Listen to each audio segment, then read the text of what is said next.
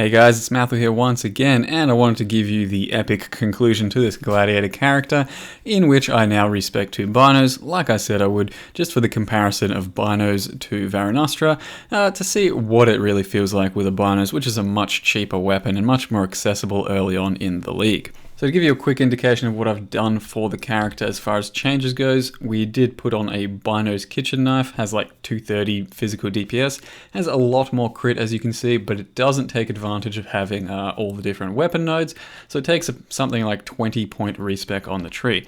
So what we do in the end is drop this cluster of sword stuff, this cluster of claw stuff, and in the end we pick up a few more dagger nodes. We go up here for a bit more life, a few more dagger nodes, and that's more or less all there is to it, as well as the damage over time and dirty techniques because we are officially more poison based, since we have 25% chance here, another 30% chance here, and then on top of that we supplement Binos with a Void Heart, so that you have quite a lot chance to bleed and quite a lot chance to poison.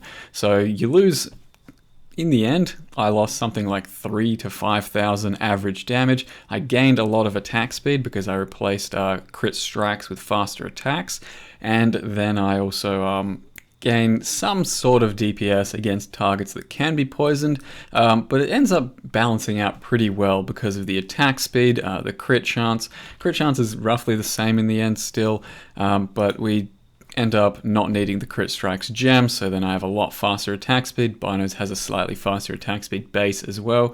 You don't have to go for 4 prop jewels anymore, 3 props will do for most of your shit, and it ends up being just a much cheaper build. But the problem is we do have to fit Void Heart in, and you do more or less want to do some of the poison shit, which can be debatably said you could add to the Varunastra build as well, but it's really not necessary. Varunastra by itself is okay. Varunastra plus Void Heart probably takes to another level, but it's harder to get your life up, since you then have to put this on, lose life there, and you don't get these extra few life nodes that I'm going to be grabbing for this character. So in the end, you'll probably lose a bit of life by going that, but Varunastra Bleed Poison would probably be the strongest version of the build, because as I'll show you, in conclusion, they're pretty damn similar, Binos and Varunastra for damage. That is factoring in Void Heart here though. So the biggest change with the Binos is you do feel a lot faster in the general map clearing, because faster attacks and the slightly faster Binos clear speed, or attack speed on the base, means you do attack quite a bit faster, so it feels nicer to play overall. And then Void Heart means you have a lot more chance to bleed, which really procs your bleed explosion way more during normal maps than it otherwise would. So this is an Uber-Atziri Breach I was just popping, and Uber-Atziri, the entire runs are all pretty steamroll, pretty smooth.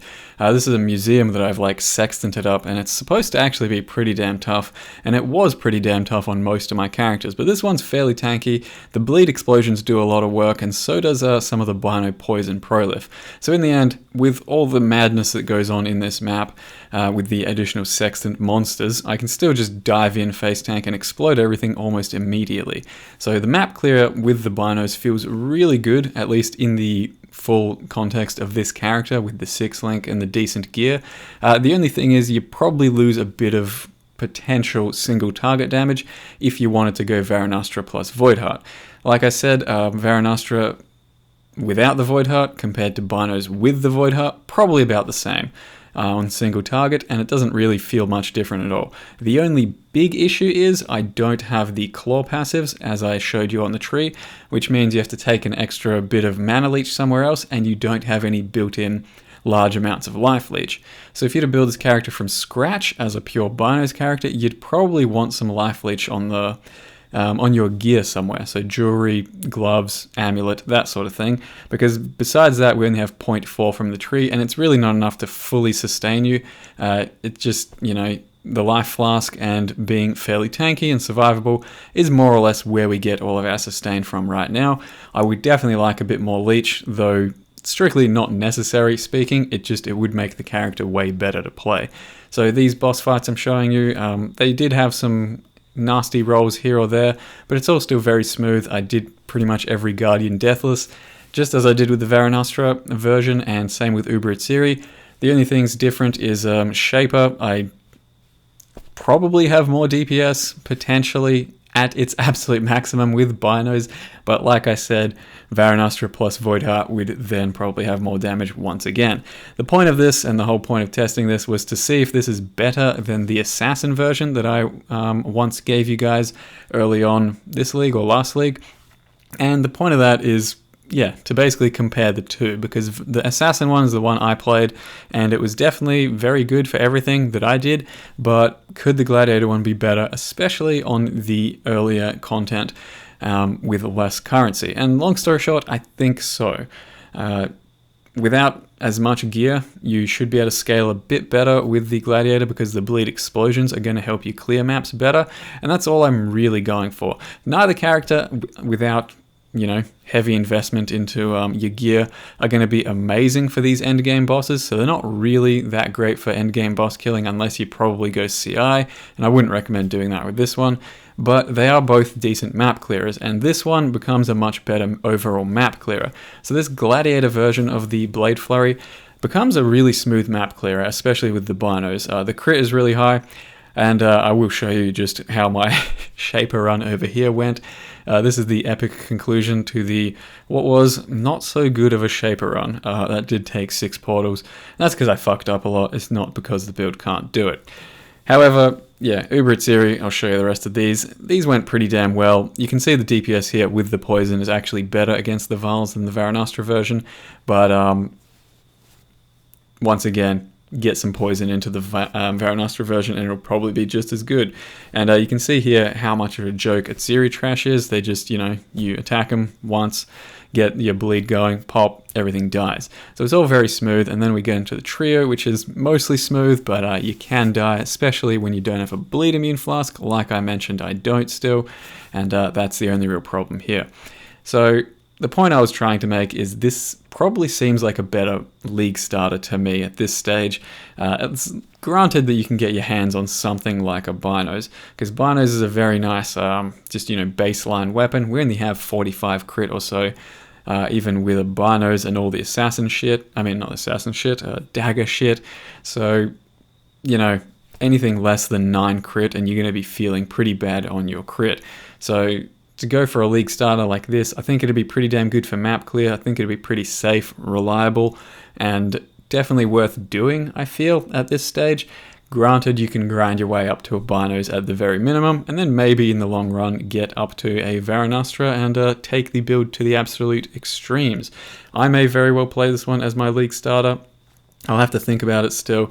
I did thoroughly enjoy having a bunch of block, a bunch of spell block, and the bleed explosions did really nicely for helping clear speed on the end game maps. So Uber Itziri, some of the other bosses are just fine. Shaper, not as great, but very well doable. I never took it to Chiula, though I safely assume I should be able to kill it. Now lastly, I just wanted to show you guys what a shaped Shore with all kinds of sextant mods, double beyonded with a headhunter looks like. We've been playing, I don't know, I think the saying is, the rest of us that don't have headhunters, for example, have been playing checkers. These guys are playing chess, and it's ridiculous. Like, you play a completely different game when you have a headhunter, especially with maps like this. It's not even the same thing. I get up to like 500,000 Blade Flurry DPS, I portal all over the place, screen freezes all the time, my XP per level becomes 300 million at level 92, XP per hour I mean. So it just becomes ridiculous. It's not really for me, it just feels terrible having to sustain this sort of playstyle, but it is a novelty. So once more, I'll conclude the build with a bit of a snapshot guide as to how to build the Binos version of the character. Once again, need a Binos. Binos has good poison, good damage over time, and it prolifts some of your poison, and it's a really nice crit dagger to start off with. The links I do have over here still, Blade Flurry, increased area, melee fizz, and then probably melee damage on full life, then probably crit damage, and then probably faster attacks. I don't know, there's no real concrete 6-link, 4-link, 5-link here. You just kind of play around with them yourself and see what you like. Melee damage on full life is really nice if you can sustain it for your life, so you're going to need a good chunk of block, and surrender helps a lot there too. If you can't, then that's probably your last link you put in.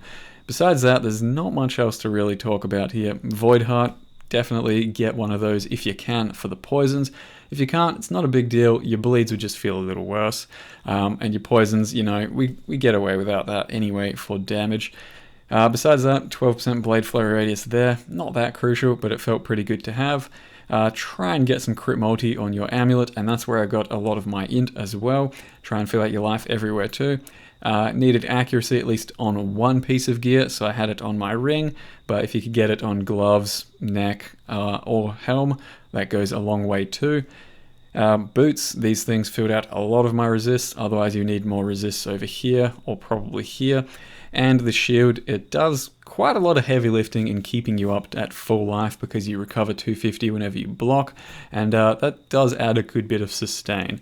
So as I mentioned, the only piece of life leech I currently have as the Bino's version, since I'm not running Blood Rage, is Blood Drinker over here. When you attack enough targets, it definitely still is noticeable and you do get plenty of leech, but on single target it's kind of lackluster and you're mostly relying on the fact that you have an Eternal Flask and you fortify things all the time with your shield charge. Thanks to shield charge, fortify, faster attacks, blood magic. So you're fortifying pretty much all of the time and you're a pretty tanky character overall. So most of the time you will still be on full life. And we do also have something like 3%, 4% even regen, so you know, regen's pretty good too, and that keeps us up. As far as the auras go, I went with Grace and Iron Reflexes for a total of 11,000 armor, 49%, with the granite up, goes up to 56. Not too big a deal. I don't think you even need Iron Reflexes. You can certainly not use it and just use Grace for the evasion. And then on top of that, I went with Herald of Ash, though that's not very necessary either. Probably a Blasphemy vulnerability would be much more reliable and more useful, but I was fine with Herald of Ash and using Witchfire Brew for my Blasphemy, for my vulnerability. If you don't have one of these, then you almost certainly want to use Blasphemy. Lion's Roar, very good for damage, as well as a bit of survivability, so try and get one of those. And besides that, I don't think there's much else to mention. Make sure you do get a Vile Lightning Trap early on for your character, because that does quite a lot of extra damage against boss fights all the way through the game, so it helps bridge the gap between some of your gear that you might not otherwise have and your damage. So Vile Lightning Trap certainly carries you through early boss fights that you know, might be challenging if you have shit gear. I don't think there's too much else to mention. War Chief, like I mentioned before, was Bloodlust, Melee Fizz, and Conk Effect. He doesn't do that much damage, but he does buff our damage. So as you can see, 6.5 average, War Chief down, 7.7 average. In total, the character was level 92. It was a gladiator. I had a lot of fun with it. Bino's very much viable, and it might be, if you're just a general player and you want to map, you want to do some clears, you want to do some clear speeds, this is probably a better character than the Shadow. The Shadow Assassin had more damage, I would think, but relied on quite a bit more finesse to play it because you didn't have as much defense. And, you know, if you're not going to go to the end game bosses, then it doesn't really matter if you have more damage, because this one had more than enough to take care of everything up until, you know, Shaper, for example. And even on Shaper, it's doable, it's just a little tougher. So that's it for the Gladiator Bino Blade Flurry. Hope you guys enjoyed the build. Thank you very much for watching, and see you next time.